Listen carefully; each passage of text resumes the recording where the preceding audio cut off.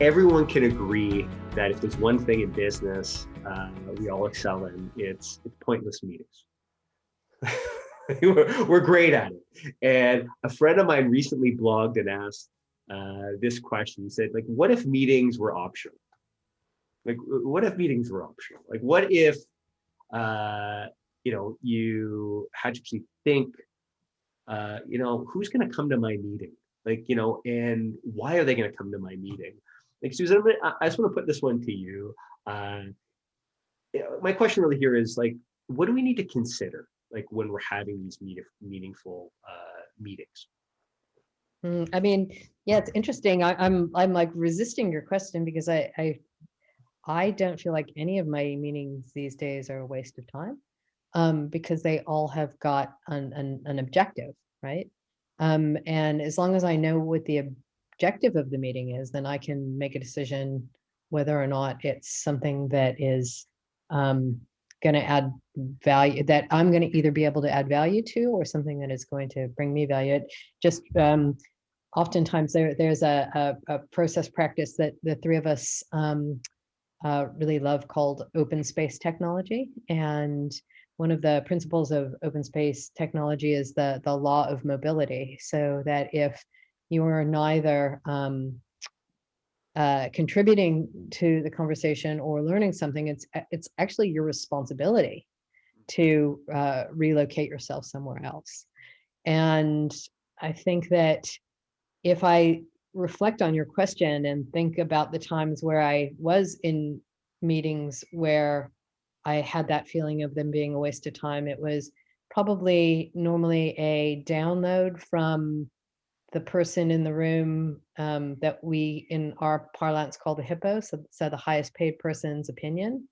Either a download of information, or somebody kind of sucking the space out of the room, pretending that they want input and collaboration for others, but really don't. A reflection of data or information that didn't necessarily need to be communicated in that way.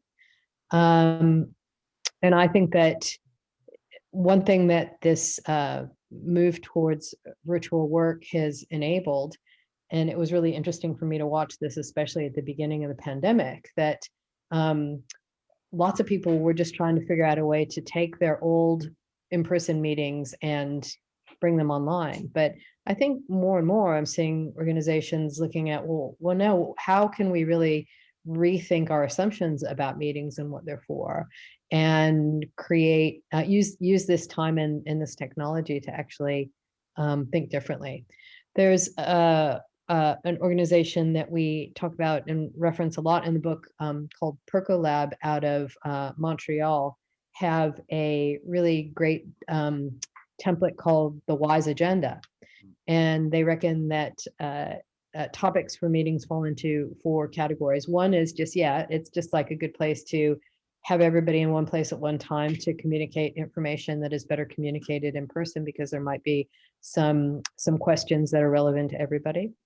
There are scenarios where you do need to update something and need to have a space to actually share what you've learned and get reflections on that from people in the moment. There are opportunities that you might want to take to actually work together. So, for example, if we were crafting an invitation to an event, it might just be far more efficient to all jump on a Google Doc and kind of jam together on what we're trying to do. And then the fourth is if we need to make decisions together. So especially if you have a culture and a sort of a proposal-based rituals where somebody that's holding a particular role would like to exercise their advice process in the room, to just ask for information to put into their decision, or even if you have a practice of doing some sort of integrated decision-making or generative decision-making together, to be able to do that. Now, this sounds like a lot, but what I really love about the WISE Agenda format is that it lives in the shared drive, and there's a particular amount of time per meeting. And so it's up to the person that's offering that has the particular need to actually put a time box on that and put the category there. And it allows the opportunity for us to really both collectively manage our time, and because it's there ahead of time, to make that decision using the law of mobility. Is this a session I really need to be at or not? Mm-hmm. Yeah, like the two things that I really enjoyed from just what you talked about was just kind of taking ownership of the meeting, and then thinking about process, like how to make the meeting as effective as you possibly can.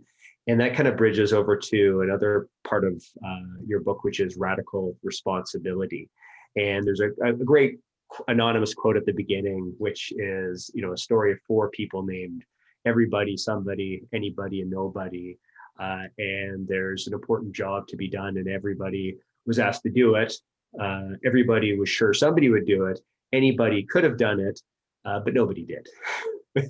And like this sounds to me like a lot of companies.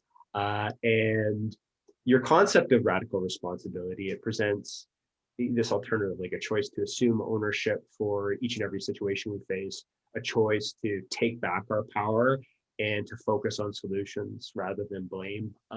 Travis, like, how can radical responsibility transform companies?